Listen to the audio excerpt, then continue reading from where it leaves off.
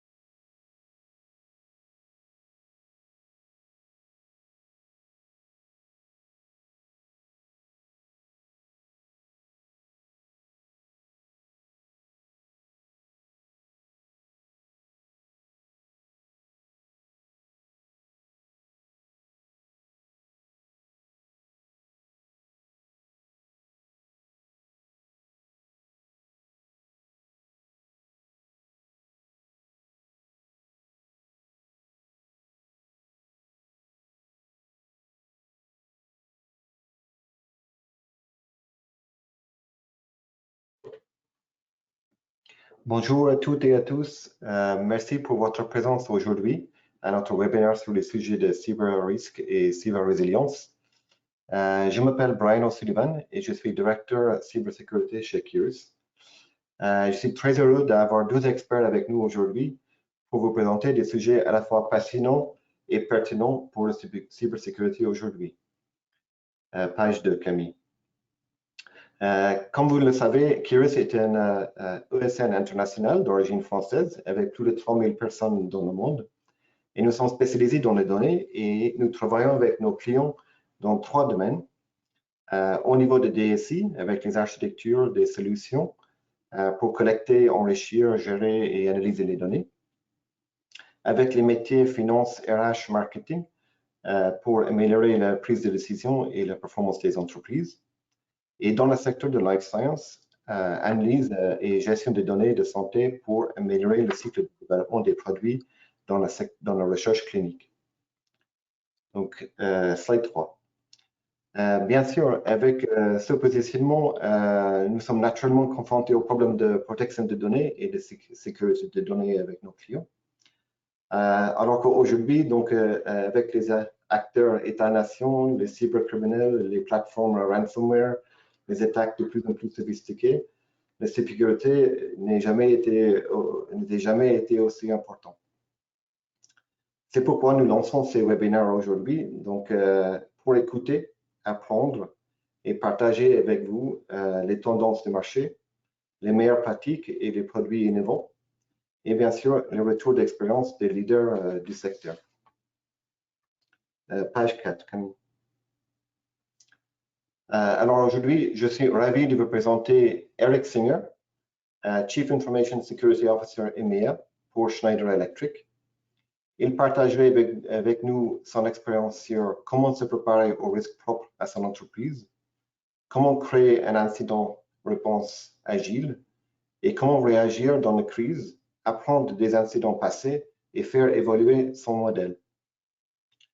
Avec nous aussi, donc, Christophe Forêt, fondateur de C-Risk et co-chairperson de chapter français Fair Institute. Il partage avec nous comment communiquer le risque cyber aux directeurs métiers et les PDG, comment justifier les investissements en cybersécurité et comment améliorer la gouvernance de la sécurité et la résilience cyber avec la quantification financière des risques. Pour respecter notre timing, nos présentations vont durer environ 15 minutes. Et si vous souhaitez, pendant ce temps, vous pouvez poser des questions dans le chat en bas de votre écran. Et nous allons reprendre aux questions à la fin. Maintenant, pour parler de cyber-résilience chez Schneider Electric, je laisse la parole à Eric Singer. Bonjour à tous et merci Brian pour cette introduction. Je suis très content, fier d'avoir été invité. Merci à Kirus encore une fois de plus. Je suis Eric Singer, je suis le Chief Information Security Officer de Schneider Electric pour la région Europe, Moyen-Orient et Afrique. Et pourquoi, et c'est l'échange d'aujourd'hui, pourquoi la sécurité est au cœur du métier de Schneider. C'est un pilier essentiel, on va en parler. On va aussi en parler comment l'aborder pour être efficace et répondre aux risques d'aujourd'hui et de demain. Et comment on peut améliorer notre écosystème. C'est ce que je vais essayer de vous partager aujourd'hui et je serai content de répondre à des questions. C'est la suivante. Alors, encore content d'être avec vous. Schneider Electric mène la transformation digitale de la gestion de l'énergie et des automatismes. Ce sont des solutions digitales pour plus de développement durable et d'efficacité. Et on a vraiment une position de leadership mondial dans chacune de ces activités. Et dans le cadre de la digitalisation, la sécurité est un pilier central de notre métier et on prend ça de manière très, très sérieuse. Slide suivant. Et pour ça, prendre ça de manière sérieuse, on a une approche sécurité, c'est le sujet d'aujourd'hui, basé sur les risques. Basé sur les risques, bien sûr, la sécurité se repose sur des risques et on a défini, pour commencer, on a défini des crown jewels. Ces crown jewels, ou les bijoux de la couronne, les assets essentiels que l'on a, sont définis de manière pour savoir comment on va bien se protéger. C'est pour ça qu'on a défini des risques. À partir de ces risques, on a défini les principaux éléments qui doivent nous protéger. À partir de ces éléments, on définit les contrôles principaux et les investissements qu'on doit faire pour bien se protéger.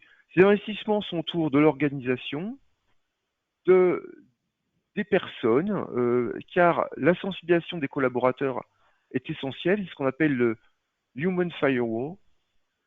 Tout ce qui est process et politique est essentiel aussi, c'est la deuxième partie. Bien sûr, tout ce qui est technologie et outillage est une partie importante. Et on mesure nos progrès, qu'on a implémenté tout ça à partir de ces risques, avec du scoring externe, indépendant, en faisant des tests d'intrusion, des tests de pénétration, et en ayant des indicateurs clés qu'on reporte au niveau du board. Slide suivante. Alors, on a chez Schneider, et ça c'est intéressant de vous la partager aujourd'hui, une surface d'attaque très importante. La sécurité, c'est pas une question uniquement de risque IT, mais c'est un risque business, et c'est pour ça c'est géré par le senior management de l'entreprise, par l'executive committee. Et chacun des risques est géré sous la responsabilité d'un membre de l'ExCom. Au niveau, et cette surface d'attaque se met sur différents niveaux. Le premier niveau, c'est au niveau de tout ce qui est enterprise et tout ce qui est informatique. C'est pour ça qu'on ne protège nos endpoints, nos devices, on protège tout ce qui est gestion d'identité, notre Active Directory, mais pas seulement. On protège aussi tout ce qui est les populations qui sont en relation avec nos clients, les execs qui bossent, qui travaillent avec justement d'autres clients de haut niveau.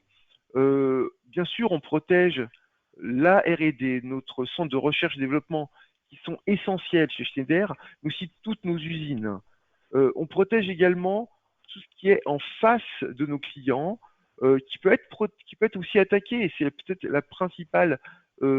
un des principaux éléments où on est attaqué, c'est-à-dire tout ce qui est customer staging, c'est-à-dire où est-ce qu'on configure nos équipements pour nos clients, tout ce qui est aussi web portal qu'on protège aussi, mais aussi toutes les solutions digitales que l'on crée.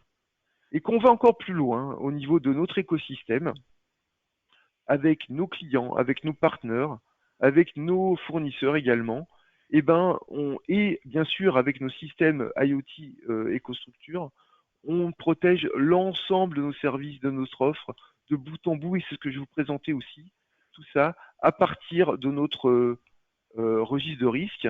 Risque de risque que je vais vous expliquer dans la slide suivante, basé sur ce qu'on appelle la Cyber Kill Chain. cette cyber kill chain, on a en fait, elle adresse nos risques. On a en fait 13 risques principaux.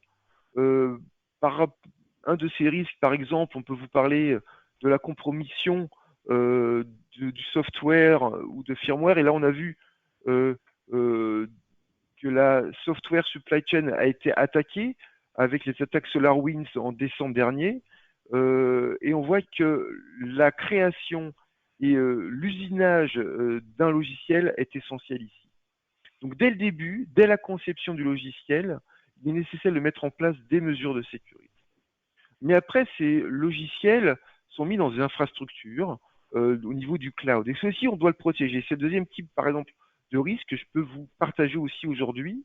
Et bien sûr, en 2020, en 2021, il y a eu beaucoup d'attaques ransomware qui ont chiffré des Active Directory, des environnements, des infrastructures globales de nombreuses entreprises, et qui ont fait aussi exposer de l'information à des fins d'extorsion d'argent et d'espionnage, de rançon. Euh, Autre type d'attaque, et d'outils de risque qui concerne, mais d'autres entreprises, et ça c'est important d'en parler aussi aujourd'hui, c'est aussi ce qui concerne les ERP, tout ce qui est les applications financières, et puis il peut avoir des expositions ou des fuites d'informations financières, et d'expositions de données, de bases de données. Et donc, ces types de risques, on les adresse à travers ce qu'on appelle la cyber kill chain. Cette cyber kill chain, on l'adresse à travers de la reconnaissance, tout un process qui est défini, qui est en fait normalisé. Et par exemple, au niveau mise en œuvre de l'attaque, la weaponization, on essaie de voir, tiens, comment, par exemple, comment on pourrait construire et on construit ce type de fiche email, on attaque nous-mêmes nos crown jewels avec, par exemple, on commence avec un phishing mail qui est très réaliste. Euh, Après, comment ce phishing mail peut être utilisé pour escalader le niveau d'attaque, escalader et monter le niveau de privilège, et comment un external, un hacker externe peut se connecter. Il peut utiliser des réseaux sociaux ou il peut utiliser et spécifier certains types d'applications. C'est le delivery. Après l'exploitation, on peut dire comment on exploite certaines vulnérabilités pour accéder aux assets essentiels. Et après, bien sûr, il y a tout ce qui est installation et tout ce qui est command and control.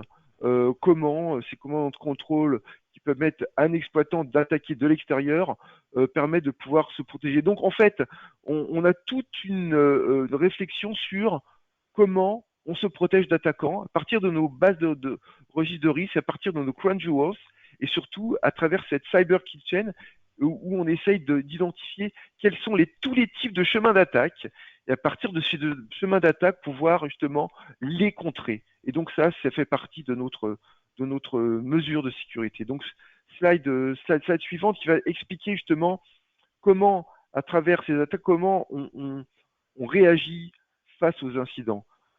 On a chez Schneider un modèle de réponse à incident qui est structuré, bien évidemment, avec un Security Operations Center, mais ce qui est important, c'est que la détection et les éléments, les senseurs qui permettent de pouvoir identifier les attaques, ce sont bien sûr à travers nos clients, à travers nos partenaires, à travers les customers, à travers le portail client, mais aussi tous les collaborateurs peuvent dire, tiens, on a identifié quelque chose. S'ils voient quelque chose, ils disent quelque chose. On sensibilise nos collaborateurs à pouvoir reporter les incidents. Bien sûr, on a des sensors aussi, des détecteurs technologiques basés sur tout ce qui est notre external scoring. Donc, on peut identifier aussi des attaques en interne ou des tentatives d'attaque. Et même les tentatives d'attaque pour nous sont importantes. Ça nous permet de pouvoir nous protéger. Et c'est ça, on analyse ces types d'attaques en relation avec le Customer Care Center, avec aussi notre Security Operations Center. Et après, on arrive à lier ça à notre registre de risque, savoir comment on peut répondre à ces incidents. on lance ce qu'on s'appelle des cyber war rooms qui nous permettent de pouvoir mettre dans la salle les personnes, salle virtuelle, les personnes qui sont susceptibles pour réagir à cette attaque et on essaye de contenir très vite l'attaque et après on la remédie. La remédie permet de pouvoir comprendre l'incident, en apprendre et ce qui là c'est le plus important, c'est comment l'organisation globalement pourquoi elle a été attaquée. D'où viennent les vulnérabilités? Les vulnérabilités sont souvent dans les process, dans l'organisation et moins souvent dans la technologie. Slide suivant. Alors, cette gestion d'incident ou l'approche des risques, on l'a sur l'ensemble de notre chaîne. On peut la voir sur des populations à risque. Par exemple, on a parlé sur ce qui est recherche et développement, dans nos usines, au niveau de nos collaborateurs, employés qui travaillent chez les clients. Et pour chacune de ces populations, on a ce qu'on appelle des frameworks spécifiques de cybersécurité avec des niveaux de maturité différents. Par exemple, sur la population de R&D, sur les 220 systèmes tous nos 10 000 employés travaillent en R&D, et ben on a des capacités qui les protègent spécifiquement. Au niveau de nos usines, on a 220 usines, et ben chacune de ces usines aussi est protégée avec aussi un framework de cybersécurité différent. Et on travaille aussi avec ce qu'on appelle des personnes très importantes qui s'appellent les Cyber Security Site Leaders, qui sont les champions locaux, qui font la sensibilisation des personnes en local dans les usines et qui permettent de nous assurer que les mesures de sécurité sont bien mises en place et que les détections sont bien réalisées. Également, au niveau des populations qui sont chez les clients, on a mis en place ce qu'on appelle le Cyber Badge. Et le Cyber Badge, pour les 15 000 collaborateurs, c'est une certification qui nous assure que leur environnement de travail est sécurisé et qu'ils ont une formation aussi sécurisée et qui sont sensibilisés à la cybersécurité. Et cette approche, on l'a de bout en bout. On a une approche holistique de la sécurité qui commence dans la R&D, qui finit chez le client, et avec des contrôles conformes à des standards comme l'IEC 62443. Et on a des points de contrôle. On a plus de centaines de points de contrôle qui nous assurent que pour chacun de ces étapes, eh ben, on a bien des contrôles de sécurité pour nous assurer que de bout en bout, jusqu'à chez le client, on est protégé. Et ça, ben, on partage cette posture à travers des white papers qu'on peut partager sur qui sont accessibles sur notre site internet. Et on partage avec d'autres CISO, d'autres entreprises, dans des forums comme le World Economic Forum ou au sein du CESIN, le club de cybersécurité dans lequel je fais partie. Et ça nous permet de pouvoir améliorer notre sécurité et aussi, bien sûr, on travaille en collaboration avec les services cybersécurité de Schneider. La deuxième partie qui est importante, c'est la suivante. C'est aussi, bien sûr, travailler sur les risques, les incidents, c'est important, mais s'entraîner avec la Cyber Kitchen, mais vraiment plus s'entraîner et apprendre des incidents, c'est essentiel. Et donc, c'est pour ça qu'on fait des crisis simulations. On en fait 4 par an sur des assets principaux et sur encore nos bases de registres de risque, sur les Crown Jewels une fois de plus. Donc c'est très important parce que la sécurité, doit être, c'est ce qu'on appelle un voyage. Et c'est le voyage qui est important. On peut pas dire qu'on est sécurisé. On doit toujours améliorer notre sécurité et on apprend tout le temps des nouveaux incidents et on doit toujours s'améliorer. C'est pour ça qu'on doit se coordonner et on doit apprendre de ces incidents. On doit travailler avec l'ensemble des collaborateurs, avec des playbooks qui permettent de pouvoir nous assurer qu'on a bien compris et qu'on peut réagir en phase de crise. Réagir en phase de crise, qui nous permettent de pas d'avoir des faits de sidération, mais pouvoir avoir des playbooks et des actions clés qui permettent de pouvoir réagir. Slide suivante. Et donc c'est peut-être ma conclusion. On améliore notre surface d'attaque, on se protège notre surface d'attaque à travers donc des capacités, par exemple, de threat intelligence. On se protège nous-mêmes, mais pas uniquement. On essaie de protéger l'ensemble de l'écosystème, les clients, les partenaires, les suppliers. C'est pour ça, on doit être ready, prêt à pouvoir à contrer des attaques. Et c'est avec nos clients, avec l'écosystème. C'est pour ça qu'on fait des simulations de gestion de crise pour entraîner nos systèmes de gestion de réaction à des incidents, à des crises, en interne avec l'ensemble de l'organisation, mais aussi avec des clients, ce qui permet de pouvoir bénéficier de l'ensemble de l'écosystème. Donc n'hésitez pas à me contacter, je serai content de pouvoir répondre à des questions. L'idée, c'est vraiment de pouvoir tout le temps nous protéger et pouvoir adresser la sécurité à un autre niveau et d'avoir un monde plus cyber-résilient. Merci beaucoup. Merci Eric pour cette présentation très intéressante. Donc, c'est une approche méthodique et holistique et intégrant une approche d'amélioration continue pour protéger l'entreprise. Maintenant, Christophe Forêt va nous présenter une autre méthodologie avec une approche par les risques et focalisée sur l'évaluation des risques quantitatifs au niveau de l'entreprise. Bonjour à tous, merci Brian, merci à Chris de nous donner l'occasion de parler de quantification des risques cyber. Slide suivante, s'il vous plaît, merci. Je suis le cofondateur de CERIS, comme Brian l'a expliqué. Nous sommes spécialisés dans la quantification, la mesure des risques. Nous aidons les entreprises en France et en Europe à comprendre leurs risques cyber en termes métiers, en termes financiers. Je crois que Eric l'a fort bien dit tout à l'heure dans sa présentation. Ça n'est évidemment pas un risque strictement technique, même si la dimension technique et technologique est importante, c'est un risque métier. Et c'est dans ces termes qu'on veut aider les entreprises afin qu'elles priorisent les investissements en cybersécurité et qu'elles améliorent ainsi leur résilience. Je représente, comme Brian l'a dit tout à l'heure, également le FAIR Institute en Europe. Nous sommes sponsors ici à Paris, à Londres, ainsi qu'en Allemagne. Le FAIR Institute est une association à but non lucratif qui assure la promotion du standard FAIR à travers le monde, réunit aujourd'hui plus de 10 000 membres dans le monde et plus de 1000 en Europe. Alors, on va parler assez rapidement d'un certain nombre des caractéristiques de la quantification. La quantification des risques, c'est une approche qui permet d'améliorer la gouvernance de la sécurité des systèmes d'information, on l'a dit. Le standard FAIR que je vais détailler dans un instant, c'est le standard de facto pour la quantification des risques de l'information, des risques IT.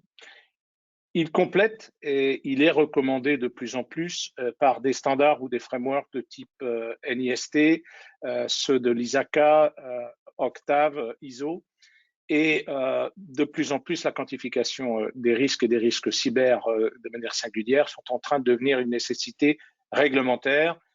On le verra dans un instant. Merci. Donc, c'était la slide effectivement suivante. Alors, le standard FAIR, il est le standard de l'analyse des facteurs du risque IT, du risque informatique. Il est créé en 2005 par Jack Jones, lui-même RSSI, lui-même CISO d'un grand groupe d'assurance, et porté depuis 2013 par le consortium Open Group, qui est plus connu par exemple pour le standard TOGAF. C'est donc un ensemble qui est disponible dans le domaine public et accessible auprès du FAIR Institute ou auprès du Open Group. C'est à la fois une taxonomie, un langage commun pour communiquer à propos des risques. Cette taxonomie définit les facteurs qui composent le risque au niveau de sa fréquence et au niveau de son impact, ainsi que les relations entre ces facteurs. Le FAIR, c'est également une méthode qui permet d'analyser, de définir des scénarios de risque complexes et de comprendre, comme on vient de le dire, les interdépendances entre les facteurs qui constituent ces scénarios de risque.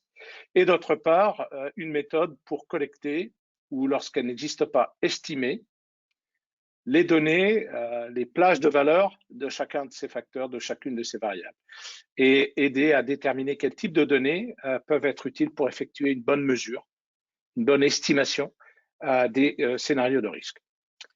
Slide suivante, s'il vous plaît, merci. Alors, pourquoi quantifier le risque en termes financiers? Il y a plusieurs raisons.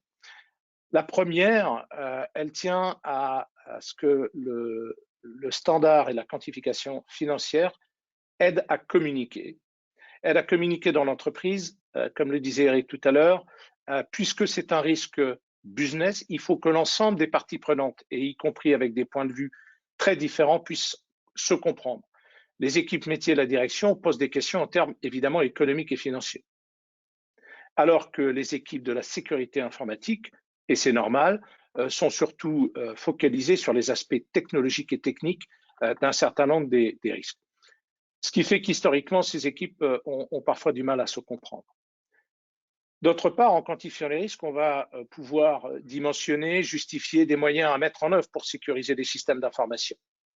On va pouvoir arbitrer des choix entre telle ou telle solution afin de choisir celle qui va effectivement réduire le risque de la manière la plus importante et pour un coût optimal. Comprendre et mesurer l'étendue des risques posés, par exemple, par des tiers. Je crois qu'Eric là aussi a mentionné qu'aujourd'hui, il s'agit d'une surface d'attaque qui est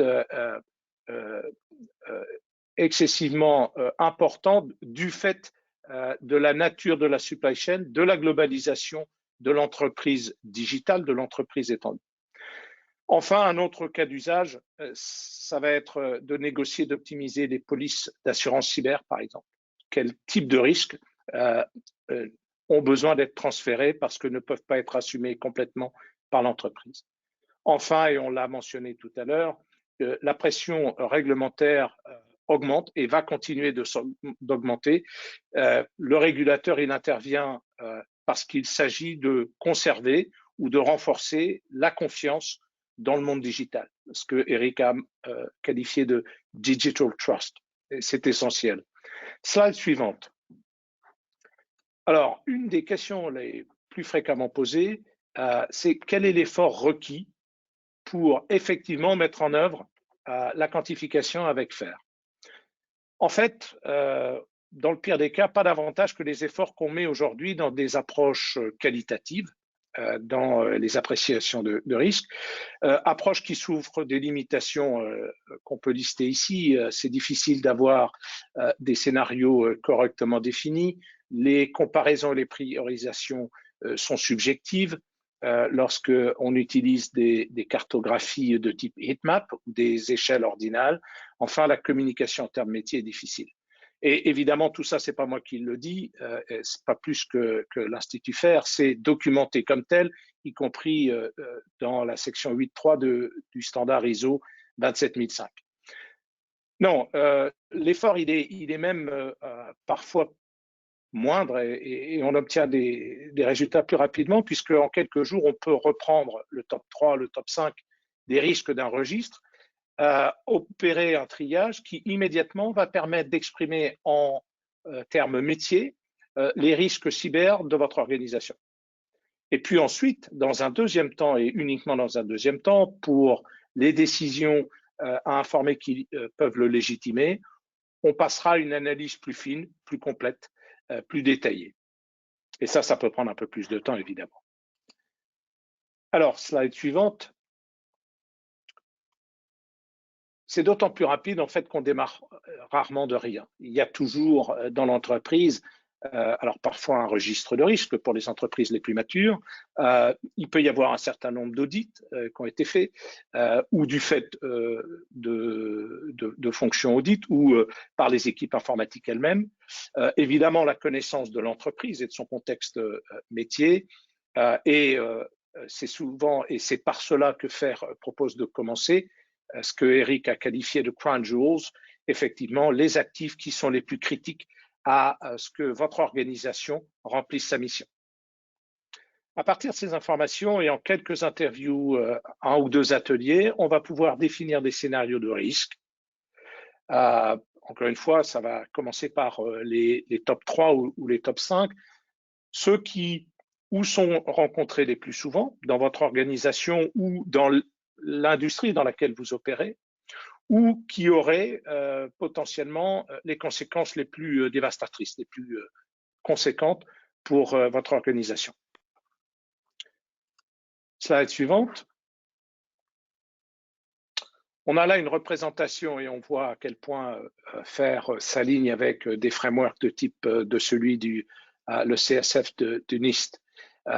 On essaye de travailler en étant aligné avec cette obligation de trouver quels sont les moyens pour l'organisation de se protéger ou de se protéger de l'occurrence d'un certain nombre de sinistres ou lorsqu'ils doivent se produire, et malheureusement ils se produisent de manière plus fréquente, comment on va limiter les effets de ces incidents. Alors selon FAIR, pour définir un scénario de risque, et c'est une des premières vertus de cette taxonomie plus détaillée, c'est de convenir qu'il faut au minimum 3 éléments. Un actif, un élément qui a de la valeur pour l'organisation, une menace ou un ensemble d'acteurs de menaces qui, s'ils passent à l'action et réussissent un certain nombre de leurs tentatives, auront un impact sur l'actif. Troisièmement, justement, c'est l'impact. Généralement, qu'on catégorise selon la triade confidentialité, intégrité ou, et en anglais availability, en français disponibilité.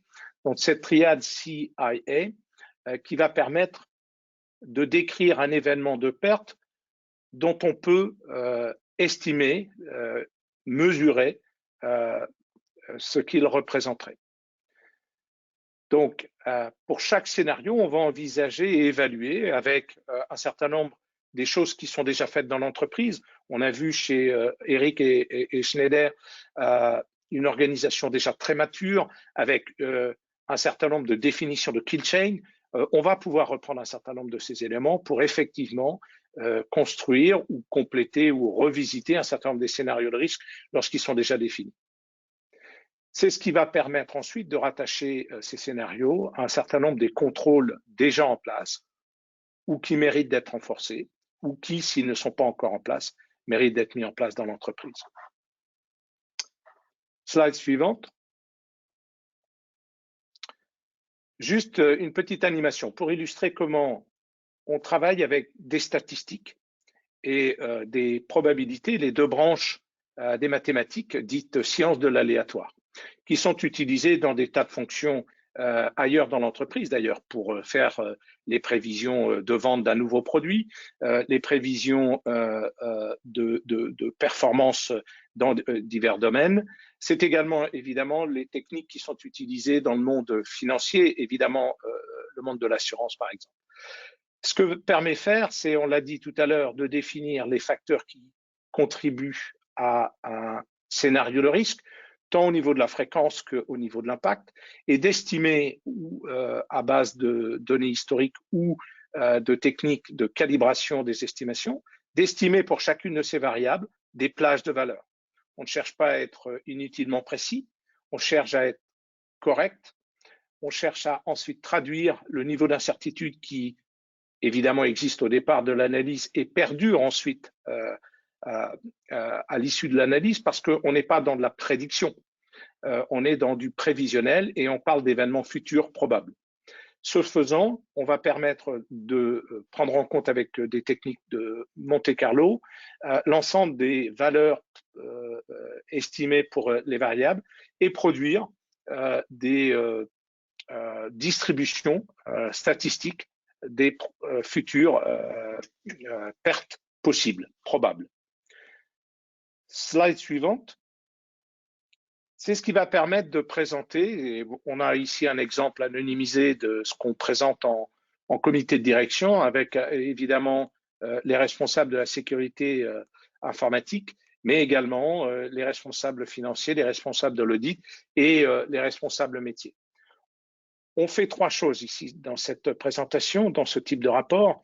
D'une part, présenter un agrégat, encore une fois, du prévisionnel, un minimum, un maximum. Donc, c'est bien une plage de valeurs dont on essaye de représenter quelle quantité de risque agrégé est représentée par le risque cyber. On essaye ensuite de comprendre ce qui constitue cet agrégat, c'est-à-dire les natures de risque, les types de scénarios de risque, certains liés à tel ou tel type d'actifs, les données, la propriété intellectuelle, un certain nombre d'autres actifs. On essaie de comprendre leur grandeur probable ainsi que leur fréquence probable. Et ensuite de lier évidemment chacun de ces scénarios aux éléments, aux drivers qui contribuent ou à la fréquence ou à l'impact, ou évidemment aux deux éléments qui vont augmenter ou diminuer la grandeur d'un risque. Tout ça en termes financiers et en termes métiers que le business puisse comprendre. Alors, en conséquence, slide suivante et peut-être en conclusion, c'est ce qui va permettre, on l'a dit, de décider comment on investit sur tel ou tel contrôle. La quantification des risques cyber améliore la gouvernance, les décisions à prendre, les arbitrages à rendre. Il y a beaucoup de cas d'usage, on l'a vu, on en a vu quelques-uns. Il y en a de nouveaux qui sont en train d'émerger, en particulier sous la pression des standards, des organisations professionnelles et notamment du monde de l'audit et de la finance, et enfin des régulateurs qui souhaitent garantir la confiance dans le monde digital. On l'a vu, le standard FAIR n'existe pas en isolation, il est aujourd'hui recommandé par un nombre croissant d'organisations de type NIST, ISACA, CIS, le Sun Institute, mais il doit aussi être compris comme quelque chose de simple et rapide à mettre en œuvre.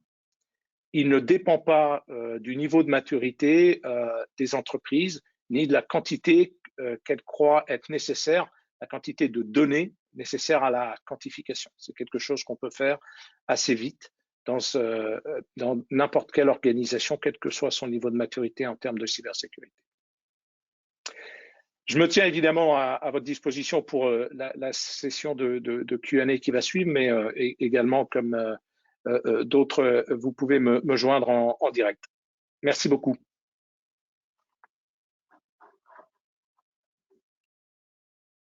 Merci, Christophe. Donc, on a le temps pour peut-être quelques questions. Donc, une première question pour Eric, donc, concernant le domaine de protection des entreprises. Donc, aujourd'hui, donc, on voit que le Human Firewall, c'est un élément assez important pour les entreprises pour protéger contre les attaques extérieures. On voit aussi que des fois, ça peut avoir ses limites et que peut-être dans certains cas, de toute façon, il faut avoir une approche de détection et kill chain, comme on avait vu. Est-ce que, avec l'évolution et les tendances de marché aujourd'hui, est-ce que vous voyez des lessons learned ou des approches qui doivent être adaptées pour peut-être renforcer les Human Firewall ou le parti détection dans l'entreprise? Merci pour cette question, Brian. La première chose qu'on peut dire, c'est que le principal vecteur d'attaque, c'est tout le temps et encore l'être humain, et même de plus en plus. Dans un monde hyper connecté, où il peut arriver qu'on mélange aspects professionnels et personnels, où certaines personnes même ne sécurisent pas leur mot de passe de leurs réseaux sociaux, il est possible que des informations du monde privé soient utilisées pour attaquer le monde professionnel. Donc, le premier élément d'attaque, et encore la première cible, c'est l'être humain. Et de ce fait, le Human Firewall, les mesures qui permettent de protéger l'employé et qu'il comprenne les risques liés à la cybersécurité sont essentiels.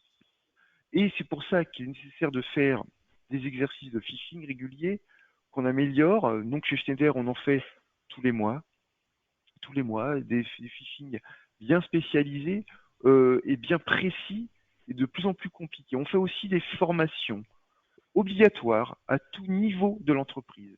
Et il y a des conséquences managériales si les gens ne font pas cette formation. On a aussi des formations spécifiques sur des comportements de personnes, sur leur métier. Par exemple, on a parlé par rapport au cyber badge, sur le comportement quand ils vont chez les clients, et aussi des comportements quand ils voient des choses bizarres. Ils voient des choses bizarres, tiens, mon ordinateur a un comportement erratique, qu'est-ce qui se passe? Je préfère tout de suite appeler le 2929, c'est le numéro d'appel chez Schneider. Ou sinon, s'il voit qu'un autre collaborateur a oublié par exemple de locker sa session, eh ben, c'est essentiel aussi de pouvoir que ça se fasse partie de l'ensemble du comportement des gens. Mais également, dans un cadre de confinement où les gens travaillent de plus en plus chez eux, eh ben, bien sûr, c'est essentiel que l'outil de travail, c'est un outil de travail et non pas un outil loisir. Et donc, on a aussi sensibilisé les collaborateurs à qu'ils ne mélangent pas l'ordinateur comme un lieu de loisir également, et que ce soit très important au quotidien à que l'ensemble soit protégé. Donc le Human Firewall, à ce titre, est essentiel, et pour nous, c'est une pratique très très importante. Il est vrai qu'il y a des nouvelles attaques de plus en plus sophistiquées et technologiques, et en contrepartie, on doit aussi également améliorer notre sécurité. C'est pour ça que des d'hygiène de sécurité de base, comme par exemple l'authentification multifacteur, et c'est la base maintenant, pouvoir s'authentifier uniquement par un mot de passe, aussi avec par exemple un mobile, c'est super important. Deuxième chose qui est importante, c'est que maintenant les virus sont polymorphes, et donc ne sont pas détectés par l'antivirus traditionnel. Donc des systèmes d'antivirus à base d'intelligence artificielle, c'est aussi très très important. Donc beaucoup de choses à mettre en place, à la fois humaines et technologiques, et c'est ce qui représente le Human Firewall. Merci Eric. Et une question pour toi Christophe. Donc, on a bien compris que les méthodologies, il est très intéressant pour bien communiquer ces risques à la direction, etc.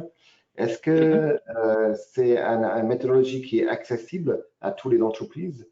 Et est-ce que tu pourrais peut-être dire quelques mots concernant les entreprises qui utilisent ça déjà aux États-Unis ou le type d'entreprise qui l'utilisent? Alors, c'est effectivement, merci de cette question parce qu'elle est une question assez récurrente.